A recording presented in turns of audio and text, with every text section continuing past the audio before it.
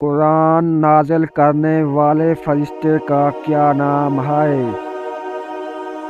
فرشتہ جبریل علیہ السلام۔ قرآن مجید کے کتنے ابواب بسم اللہ سے شروع ہوتے ہیں؟ 113 ابواب۔ نماز جمعہ کسے کہتے ہیں؟ صلاۃ الجمعہ۔ الحمدللہ کا کیا مطلب ہے؟ تمام تعریفیں اللہ کے لیے ہیں۔ فرشتوں کا سردار کون ہے؟ فرشتہ جبریل علیہ السلام۔ قرآن مجید کے نزول میں کتنے سال لگے؟ 23 سال۔ حضرت عیسیٰ علیہ السلام کی والدہ کا نام کیا ہے؟ حضرت مریم علیہ السلام۔ اسلام کا مقدس شہر کیا ہے؟ مکہ مکرمہ۔ قرآن مجید کی پہلی سورت کون سی ہے؟ سورۃ الفاتحہ۔ قرآن مجید کی آخری سورت کون سی ہے؟ سورۃ الناس۔ نماز مغرب میں کتنی رکعتیں ہیں؟ نماز مغرب میں 3 رکعتیں ہیں۔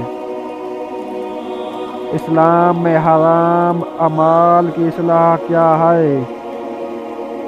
حرام۔ انشاءاللہ کا کیا مطلب ہے؟ اللہ نے چاہا۔ سبحان اللہ کا کیا مطلب ہے؟ اللہ پاک ہے۔ کعبہ کس چیز سے ڈھکا ہوا ہے؟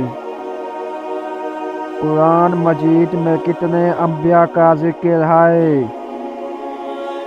قرآن مجید میں 25 انبیاء کرام کا ذکر ہے۔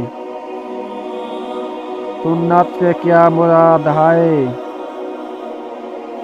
نبی کریم صلی اللہ علیہ وسلم کی تعلیمات اور عمل۔ استغفار کے لیے اسلامی اصطلاح کیا ہے؟ استغفار۔ کون سی سورت قرآن کا قلب کہلاتی ہے؟ سورہ یاسین۔ قرآن مجید میں لفظ اللہ کتنی بار آیا ہے؟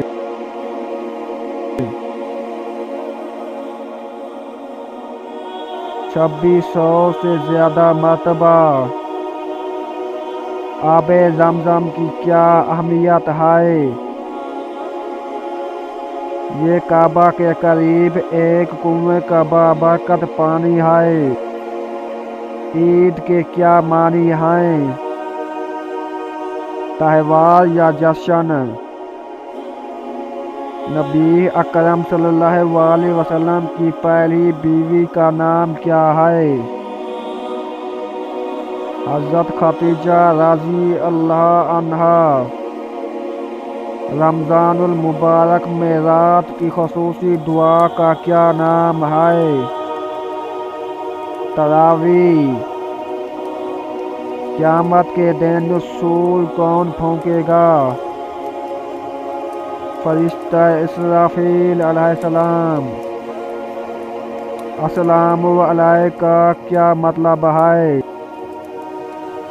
السلام علیکم۔